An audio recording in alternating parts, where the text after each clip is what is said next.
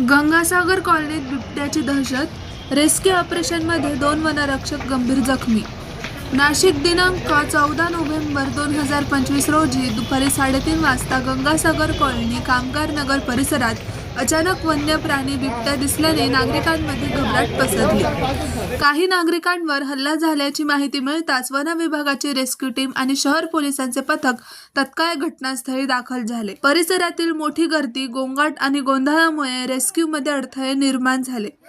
बिथरलेल्या बिबट्या वसाहतीत सैरावैरा पळत असताना त्याने वनरक्षक संतोष बोडके व प्रवीण गोलाईत यांना गंभीर जखमी केले. तसेच 4-5 नागरिकही जखमी झाले.